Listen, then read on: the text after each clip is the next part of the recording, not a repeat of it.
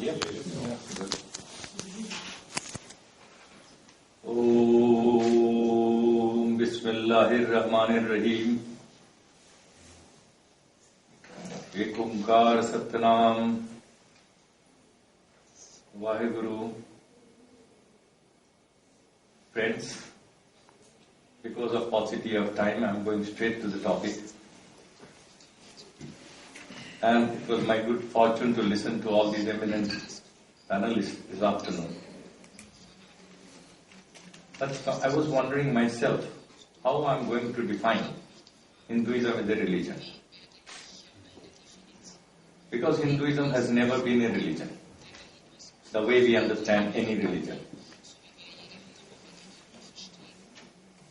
A religion means an organized church, institutionalized church, rituals, dogmas, scriptures, prophet, everything in place.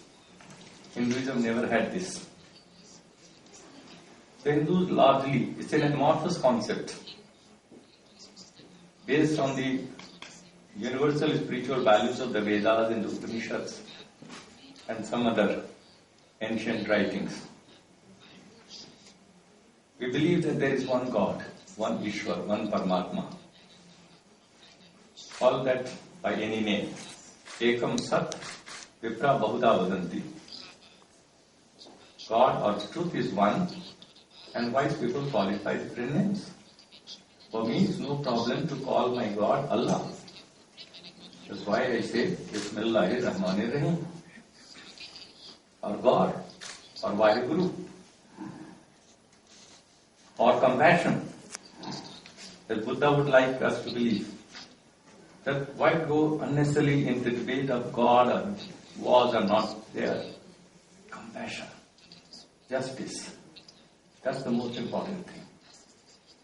And that liberates me from all the cliché, all that goes into this making of an organized religion. I was myself born into a very, very high caste Brahmin family of South India, in a Hindu sort of a religion sort of thing. And I used to practice all those rituals, dogmas, and practice caste system, untouchability included. It's a long story, but what I wanted to say, at the age of 17, when I went to Calcutta for my college education, I was introduced to the simple teachings of the Vedas and the Upanishads, and I liberated myself from the day one. We stopped all forms of idol worship. We stopped believing in caste system. Started teaching and realizing that all women are as equal as men. And there is no place for any caste system, high caste or low caste. And about my view about other religions also changed. Because I came to believe that humanity is one family. We have a very profound concept in the Vedas, says Vasudhaiva Kutumbakam, the whole world a family. When the then president of World Bank, James Gulfan Sohan, invited me to his World Bank office in Washington and asked me, why are you so critical of our globalization? I said, look, Mr. President, I find that your globalization is a myth. You have commodified everything, including human values. You have put a price tag, and you have allowed the market forces to throw the price and buy them up for private ownership, including natural resources, for a profit. Now, this is the globalization which I don't accept. But what you have to offer, he said. I said, of course, Vasudhaiva Kutumbakam. He said, what's the difference? I said, Vasudhaiva Kutumbakam means the whole of humanity is one family. Of course, no problem. He said, no, it's a big problem. If you believe that we are one family, then who gets food and love and affection the first in the family? The smallest child, the weakest in the family gets his or her claim the first. And the breadwinner of the family gets his or her share the last. And this works in a spiritual spontaneity. You don't have to organize the economics of input-output analysis and this and that, no. That is how family sustains itself. Can you organize the whole of the world on these principles? That those who are the weakest in our humanity, those who are the poorest, those who are the most marginalized, those who are the most voiceless and most defenseless, And I have been working for the last 48 years among the poorest of the poor in India, inspired by the Vedas and also Mahatma Gandhi. It is the least among the last. And who inspired Gandhi? One of the European philosophers, John Ruskin. Very strange. When he was still in South Africa, he wrote this, unto this last, John Ruskin. And Gandhi was completely thrilled and he took it up as his life's message. Anyway, what I'm trying to say is that when I started practicing my new life, I felt so liberated. I started by saying that I don't have a religion. I'm not a Brahmin. I'm not a Hindu. And Hindus have no problem with that. Hindus who used to worship, they still worship any number of idols in their temples and rituals and everything. I just not reject that, I criticize them openly, publicly, making political statements. I say idolatry is the bane of our country. Casteism has to be rejected completely. All human beings are born equal. God does not make any child a higher child and a lower child. It is we, man-made institutions of caste, and I'm sorry to say, religion and economic institutions of rich and poor, that make them rich or poor. God doesn't do that. God's sun shines equally. God's air we breathe is equal. All children have got same 5 fingers and 2 eyes and everything. Give them equal opportunity and you will see the results. Give the black child equal opportunity as much as a white child, and I am sure the black child will outshine the white. Give the Dalit boy or a girl equal opportunity, and the Dalit, the lowest untouchable, will outshine the Brahmins. And so on and so forth.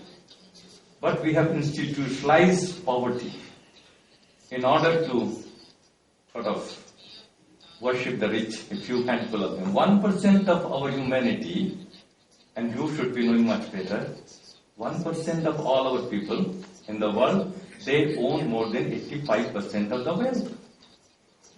And the remaining 99% own hardly 15%.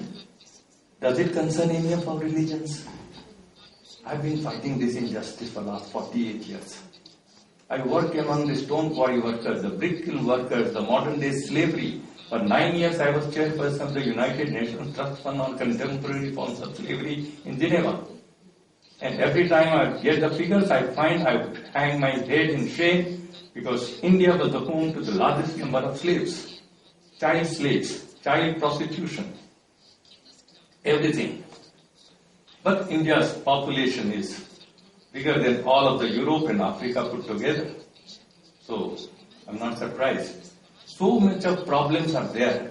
Humanity is crying for some radical shift, a paradigm shift. And we are simply juggling among ourselves between this text and this ritual and that ritual. Why? Why are they so important? Somebody said something 1400 years ago, 2000 years ago, 3000 years ago. What was the religion beyond 3000 years? Why are we bogged down with this? Only this 3000 years of history? The whole of humanity has got long history. So, let us come up with a spiritual paradigm, universal spiritual values, which are quintessence of all our religions. I am not militating against any particular religion, this or that. I am saying all of us, our religions, have got the essence which can be termed and taught as universal spiritual value. Truth, love, compassion and justice. And according to the Vedas, truth is God. Please understand, the energy of truth pervading the whole of universe. The Vedas say that the whole of energy is being pervaded by God element, God force, entire universe. Isha vasya idam sarvam yatkincha jagatyam jagat teni taktena bunjitha ma vrida kasya siddhanam. Mahatma Gandhi made a very profound statement about this particular mantra. He said, if all knowledge systems were to be destroyed, and if we can save this little one, I can recreate the whole knowledge system. Now, what is that? Can we agree, all of us? I'm just saying one-liner. We accept in the supremacy of one God only.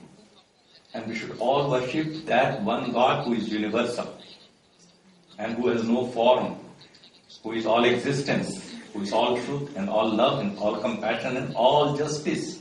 Justice unlimited. To create a human society based on equity and justice. Simple. Justice unlimited. Can we do that? Can this center be the harbinger of this unity of all human beings on the concept of what Islam says, Tawheed? The Quran talks about Rabbul Alameen. It doesn't say Rabbul Muslimin, Rabbul Hinduin, Rabbul Christian. It says Rabbul Alameen, the whole universe. And this is what the Vedas have said earlier. This is what Guru Nanak Dev said. ईश्वर अल्लाह नूर उपाया कुदरते सब बंदे एक नूर ते सब जग उपजा कौन भले को मंदे. The entire universe comes from the blessings of our Creator God. And if that Creator God is there in everything of the universe, then that Creator God is inside of me. And I, as a human being, and you as a human being, you as a human being, you are carrying 13 trillion cells. My friend, 13 trillion cells in your body, and God is pervading every cell of your body. And you don't have to go outside one step to commune with your Creator God. There's no need for any temple, mosque, church, or any place. All of these things we make, some artisans make, and we make them more sacred.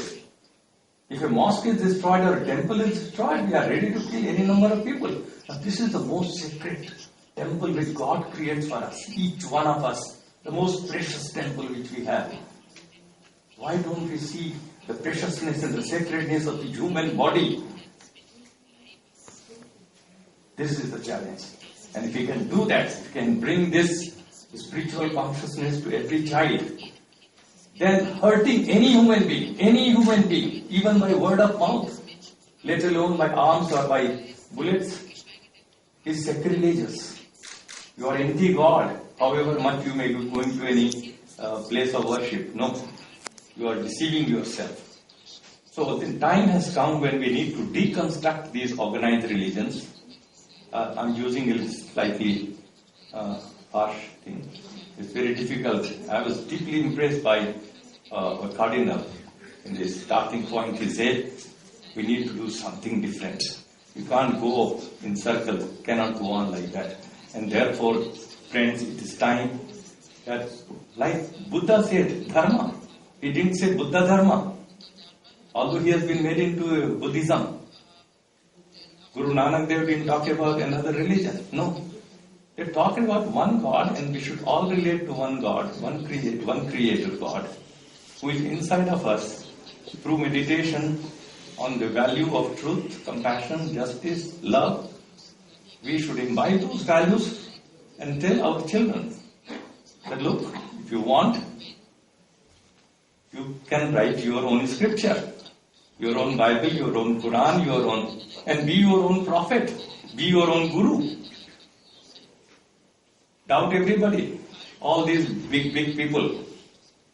I teach my young children 3 things: to doubt, to debate, and if necessary, to dissent. This is a spirituality. We should teach people, young minds, to dissent, right to dissent, to disagree, and assert your human autonomy. You are the creation of God. What is there for you to feel ashamed about? So each human child should be celebrated, and we should give them equal freedom, economic equality, complete. All of us human beings own this planet Earth. All the land, all the forest, all the water, all the mineral wealth, and all the spectrum, everything is owned commonly by us, according to the Vedas. So friends, I can go on, but time is not there. I will finish it here, and I would love to have a fierce debate.